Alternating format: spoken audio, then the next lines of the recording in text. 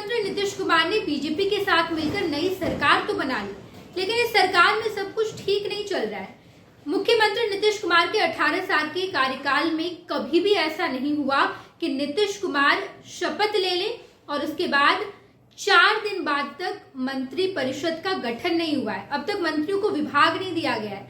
बताते चले हम आपको कि 28 तारीख को नीतीश कुमार पलटी मार गए और नीतीश कुमार राजद का साथ छोड़कर बीजेपी के साथ हो गए और अब मौजूदा समय में बिहार में एनडीए की सरकार है, लेकिन इस एनडीए सरकार में सब कुछ ठीक नहीं है।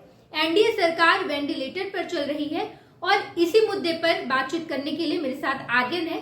आर्यन हमको बताएंगे कि 28 तारीख को आर्यन नीतीश कुमार शपथ लिए, 9वीं बार शपथ लिए और बिहार को एक अगला मुख्यमंत्री मिल गया, लेकिन इस सरकार में सब कुछ ठीक नहीं है। इतना दिन हो गया, अब तक मंत्री परिषद का गठन नहीं किया गया। देखिए, निश्चित तौर पर याद कीजिए जब 2020 में चुनाव हुए और चुनाव के परिणाम के बाद अटकलें तेज थी कि भारतीय जनता पार्टी नीतीश कुमार को भले ही मुख्यमंत्री बना रही हो, लेकिन सबसे अजीत जो मंत्रालय है वो मांग रही है। बहरहाल वो सरकार चली और अब जब नीतीश कुमार वापस से एनडीए का हिस्सा बने हैं और मंत्रालय का बंटवारा नहीं हुआ तो कई सवाल हैं।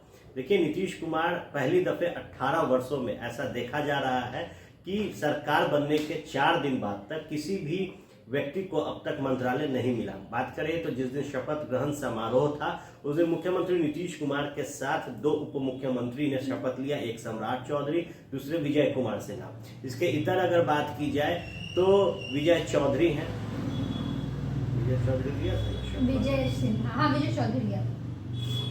इसके इधर बात करें तो विजय चौधरी ने शपथ लिया, संतोष कुमार सुमन ने लिया, सुमित सिंह ने लिया।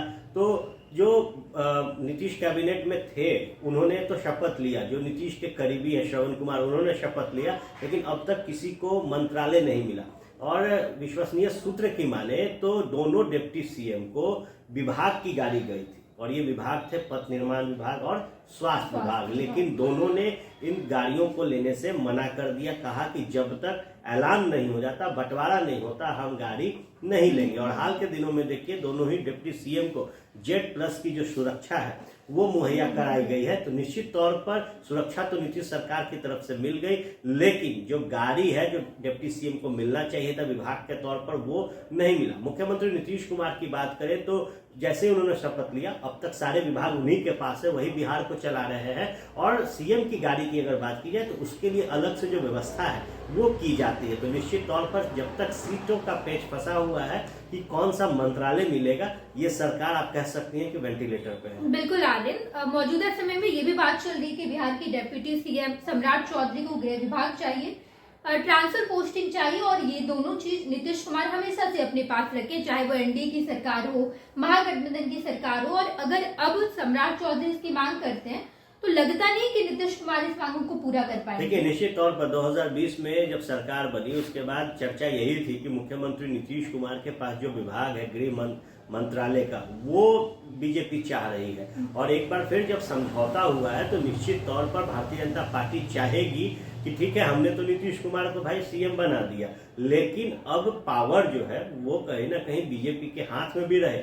आप देखिए जब भी नीतीश कुमार गठबंधन तोड़ते हैं या सरकार चलती है तो बीच बीच में तमाम राजनीतिक जो दलें हैं उनके नेता ये कहते हैं कि अफसरशाही हावी है, हमारी कोई भी जो अफसर है हमारी बातों को नहीं सुनते, मंत्रियों का कोई वजूद अफसरों के सामने नहीं है। और नीतीश कुमार ने जो खुला हाथ अधिकारियों को दे रखा है उससे हमें काम काज करने में दिक्कत होती है। महागठबंधन की सरकार थी तो उस समय देखिए किस तरीके से शिक्षा मंत्री जो थे उस समय तत्कालीन समय के चंद्रशेखर जी, उनका किस तरीके से जो विवाद रहा के पाठक के साथ दिखा। उसके बाद कई जेडीयू के नेताओं ने भी कहा कि भाई अफसर हमारी नहीं सुनते। विधानसभा में भी ये मुद्दा उठा था, वाम दल के विधायकों ने कहा कि भाई जब हम अधिकारियों के पास जाते हैं तो एक जो प्रोटोकॉल है जो अधिकारियों को फॉलो करना चाहिए, गेट तक आके छोड़ना चाहिए, ये कोई प्रोटोकॉल फॉलो नहीं होता। विधानसभा अध्यक्ष थे विजय सिन्हा, और समय 2020 की ही बात करें तो उन्होंने जिस तरीके से एक डीएसपी को लेकर कई सवाल अपने ही सरकार के ऊपर उस दौरान खड़े किए थे, तो ये बताता है कि Nitish Kumar one man army की तरह अपने गठबंधन को चलाते हैं। और अब जब एक बार फिर एनडीए की सरकार बनी है तो बीजेपी इस वक्त चाहती है कि पूरा जो कंट्रोल है वो भारतीय जनता पार्टी के हाथ में हो। देखिए, जब आईएएस आईपीएस की बागडोर किसी एक नेता के हाथ रहती है तो वो नेता ही पूरे बिहार को चलाता है। भले ही आप मुख्यमंत्री चुन ले, भले ही आप विधायक चुन ले, भले ही आप सांसद चुन ले, लेकिन किसी भी देश को, किसी भी राज्य को अगर कोई चलाता है तो वो आईएएस अधिकारी होते हैं। लॉ एंड ऑर्डर को कोई फॉलो करवाता है तो वो आईपीएस होते हैं। तो अब सम्राट चौधरी की बात करें या फिर भारतीय जनता पार्टी की, पूरा भारतीय जनता पार्टी चाहता है कि नीतीश कुमार इस विभाग से अलग हो, नीतीश कुमार इस विभाग का भागडोर भारतीय जनता पार्टी के नेताओं के हाथ में दे, ताकि अब बिहार को हम अपने विजन से चला सके। और नीतीश कुमार समझते हैं कि अगर इस विभाग को भारतीय जनता पार्टी को सुपुर्द कर दिया जाए तो फिर बिहार से नीतीश कुमार की जो पकड़ है वो खत्म हो जाए। बिल्कुल बिल्कुल आदिल, नीतीश कुमार जहां भी हो, महागठबंधन के साथ हो या फिर एनडीए के साथ हो, नीतीश कुमार मेक श्योर करते हैं कि चाहे वो नंबर गेम में पीछे हो, बिहार की तीसरी बड़ी पार्टी हो, लेकिन नीतीश कुमार हमेशा अपने पास बागडोर रखना चाहते हैं। और ये कहा भी जाता है कि नीतीश कुमार का जब शासन आता है तो वो अधिकारियों का शासन होता है। पिछले जब महागठबंधन में मुख्यमंत्री नीतीश कुमार थे तो हमने देखा था कि आरजेडी के जितने भी मंत्री हैं उनकी नहीं चलती थी, वहां उनके जो अधिकारी हैं उनकी चलती थी। और ये शिकायत लगातार आरजेडी के तमाम मंत्री करते नजर आए। आपने एग्जाम्पल दिया डॉक्टर चंद्रशेखर, उस वक्त के शिक्षा मंत्री। लेकिन अब जब बीजेपी के साथ बागडोर आई है नीतीश कुमार बीजेपी के साथ शामिल हुए हैं, तो बीजेपी को कहीं ना कहीं इस बात का डर जरूर है कि वैसा ही ना हो कि बीजेपी रहे सरकार में लेकिन बीजेपी के नेताओं की चली ही ना। देखिए, निश्चित तौर पर जब भी बिहार में शासन की बात होती है तो कई दफे देखा गया कि विधायकों की कहीं न कहीं जो अवहेलना है वो अधिकारियों द्वारा की जाती है।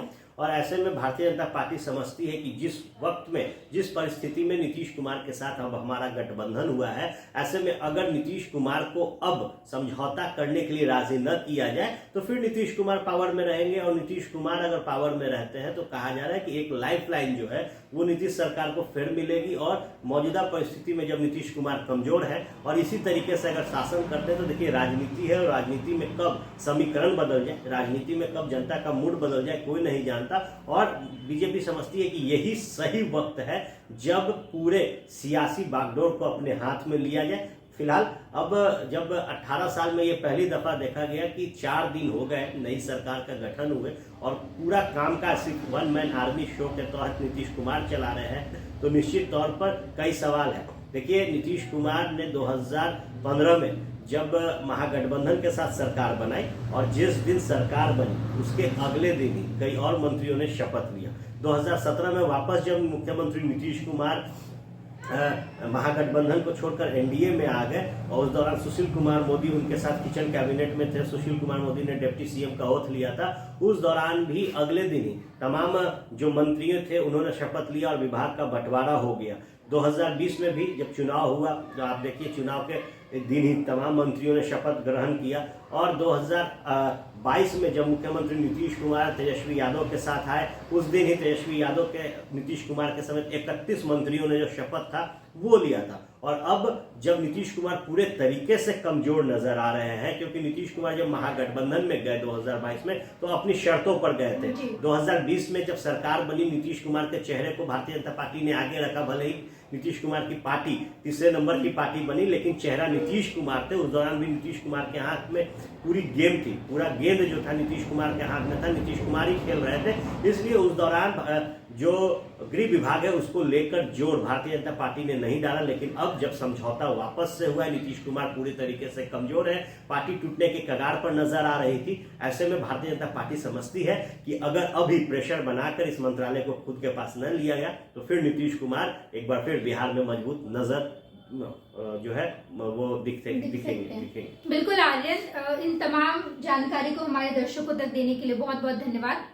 देखना बड़ा दिलचस्प होगा कि नीतीश कुमार बीजेपी के साथ तो हो गए, आरजेडी का साथ तो छोड़ दिए, लेकिन ये सरकार कब तक चलती है और मंत्री परिषद का गठन कब किया जाता है, क्योंकि 18 साल में कभी ऐसा नहीं हुआ कि 4 दिन बाद तक अब तक जितने मंत्रियों ने शपथ ली है उन्हें अब तक विभाग का बंटवारा नहीं किया गया। नीतीश कुमार के साथ 8 और भी मंत्री शपथ लिए, जिनमें संतोष कुमार सुमन का नाम आता है, सुमित कुमार है बीजेपी से, प्रेम कुमार है, इसके अलावा डेप्यूटी सीएम सम्राट चौधरी, विजय सिन्हा और नीतीश के भी काफी खास श्रवण कुमार रहे हैं, विजय कुमार चौधरी रहे। इन तमाम लोगों को अब तक विभाग नहीं दिए गए और सियासी गलियारे में ये जो चर्चा है वो लगातार हो रही है कि नीतीश कुमार आखिर वन मैन आर्मी की तरह काम क्यों कर रहे हैं, अब तक तमाम मंत्रियों को विभाग क्यों नहीं दिए गए हैं, और ये चर्चा लगातार बनी हुई है। जो भी बिहार की सियासत के साथ साथ देश की सियासत में जो भी खबरें आएंगी, हम तमाम खबरों से आपको रूबरू कराते रहेंगे। देखते रहिएगा फर्स्ट बिहार झारखंड। धन्यवाद। पैनोरमा ग्रुप, जो सोचता है वो करता है। ये लो मुंह मीठा करो, आज मैंने अपना जॉब छोड़ दिया, अब हम पूर्णिया वापस जाएंगे। जॉब छोड़ दिया है? मतलब ये घर कैसे चलेगा, हम करेंगे क्या, और माँ बाबूजी क्या बोलेंगे? इसलिए मैं एक और मिठाई का डब्बा लाया, अपने बिजनेस के लिए लोन अप्रूव हो गया। अरे लोन अप्रूव हो गया वो तो ठीक है, लेकिन पूर्णिया में हम रहेंगे कहाँ? अपना घर भी तो नहीं है वहाँ। इसलिए तो एक और मिठाई का डब्बा अलग से लाया हूँ। हमने पूर्णिया में घर ले लिया है, पूर्णिया के ई होम्स पैनोरमा में। पूर्णिया में पैनोरमा ग्रुप लेकर आए हैं ई होम्स पैनोरमा, बड़ा घर, आलीशान जिंदगी और अत्याधुनिक सुविधाओं के संग। अरे अरे, अब क्यों मुंह मीठा करवा रही हो? क्योंकि हम घर वापसी जो कर रहे हैं। घर वापसी की खुशी पूर्णिया में ई होम्स पैनोरमा के संग। E homes panorama, luxurious lifestyle redefined.